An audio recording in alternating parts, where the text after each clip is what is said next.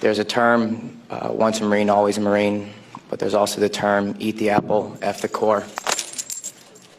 I don't work for you no more. On April 18th, 2006, I had my first confirmed kill.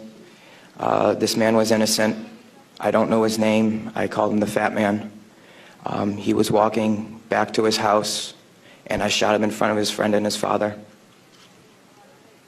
The first round didn't kill him after I had hit him up here in his neck area.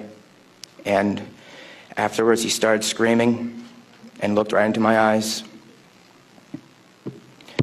So I looked at my friend who I was on post with, and I said, well, I can't let that happen. So I took another shot and took him out. He was then carried away by the rest of his family. It took 7 people to carry his body away. We were all congratulated after we had our first kills, and that happened to have been mine. My company commander personally congratulated me, as he did everyone else in our company. This is the same individual who had stated that whoever gets their first kill by stabbing them to death will get a 4-day pass when we return from Iraq. There was one incident where we got into a firefight just south of the government center, about 2,000 meters. We had no idea where the fire was coming from, and the way our rules of engagement were, pinpoint where the fire is coming from and throw a rocket at it. So with that being said, we still didn't know where the fire was coming from, and an 84-millimeter rocket was shot into a house. I do not know if there was anyone in it. We do not know if that's where the fire was coming from, but that's what was done. This man right here was my 3rd confirmed kill. As you can see, he was riding his bicycle. Later on in the day, we went ahead and we had CBS Laura Logan with us, but she was with the other squad. And so she wasn't with us. So myself and 2 other people went ahead and took out some individuals because we were excited about the firefight we had just gotten into, and we didn't have a cameraman or woman with us. With that being said, anytime we did have embedded reporters with us, our actions would change drastically. We never acted the same. We were always on key with everything, did everything by the books. The man on the bicycle, he was left in the street for about 10 minutes until we realized that we needed to leave where we were. And his body was dragged about 10 feet to the right of him,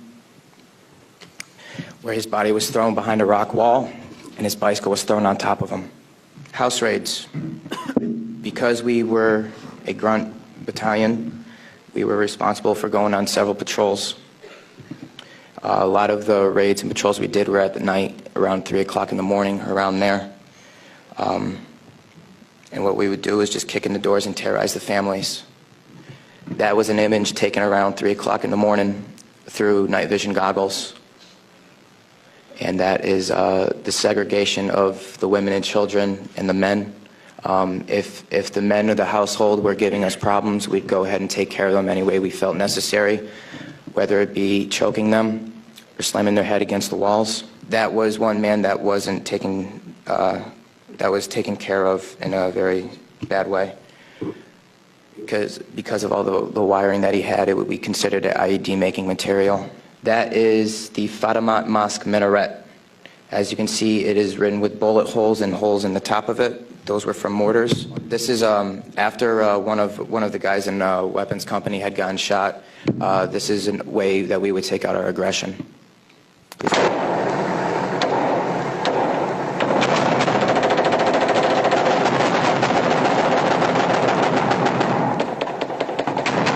For those of you who don't know, it is illegal